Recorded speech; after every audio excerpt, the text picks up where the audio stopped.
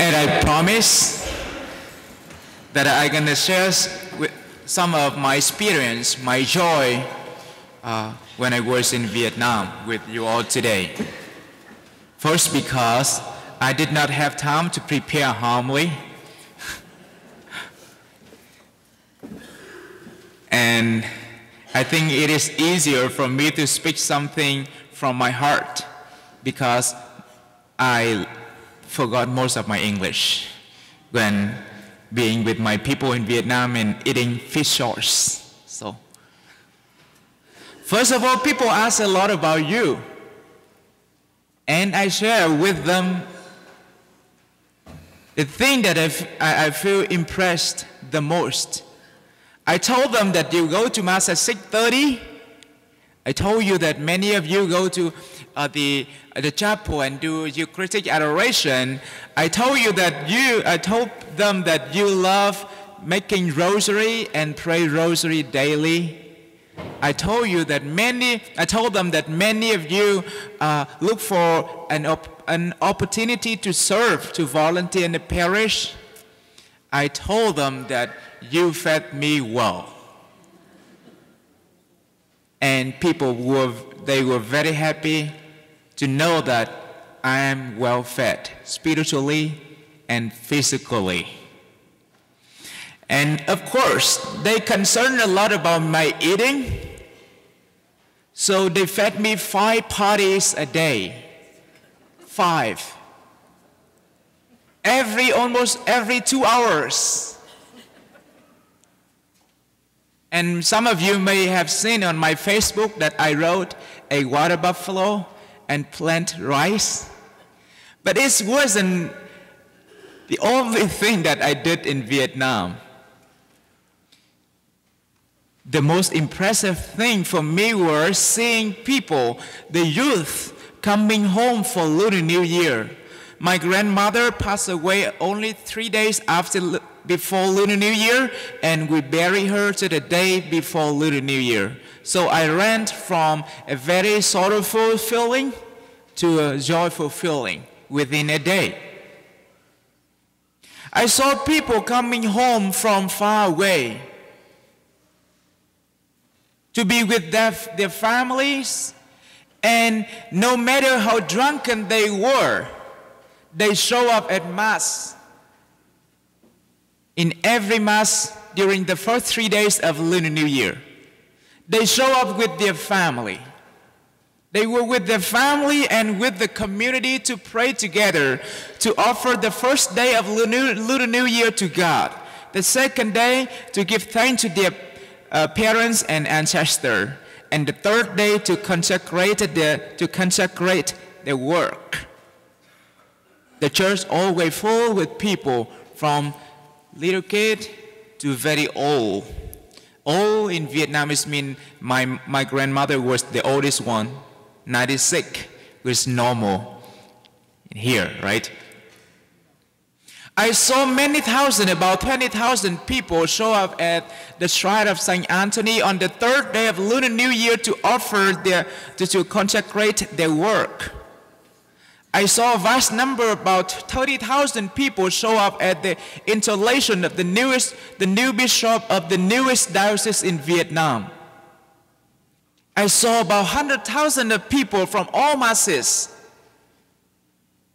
And many of them drove from far away on a motorcycle in the winter time to be at Mass. What was the motivation? Were they there? They show us the Mass at the Mass that I was the presider? Probably some. They want to see the handsome priest, handsome boy.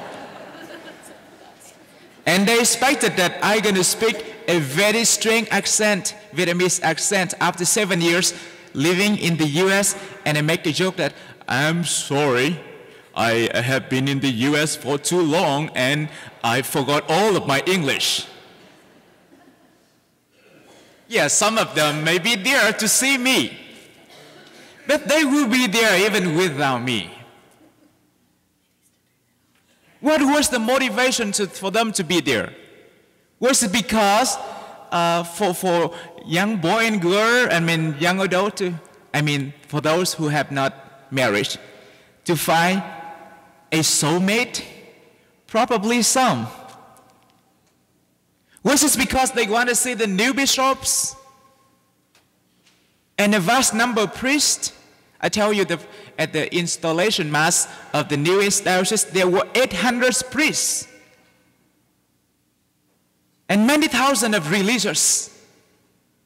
Were they there to see all the cute religious brothers and sisters and handsome priests and handsome bishops? Probably some. But the main reason is what we heard in today's gospel. Blessed are they who are poor. Are they poor materially? Not really. Many of them are very rich. Blessed are they who are now hungry. Yeah, people are not starving in Vietnam anymore.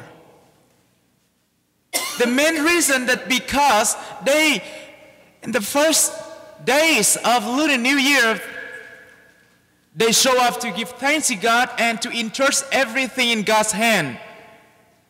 They live what Jesus said. They are not poor materially, but they rely, they find the best, they find the best place to entrust, the best person to look for care, provident care, the Lord. No matter how drunken they were, woke up at 7 a.m., go to Mass before getting into all the parties, as I said, 5 parties a day. They are the witness. They were the witness for me of the people who are poor in spirit, who are now hungry in spirit, who do not rely in material wealth, in political help, but the Lord.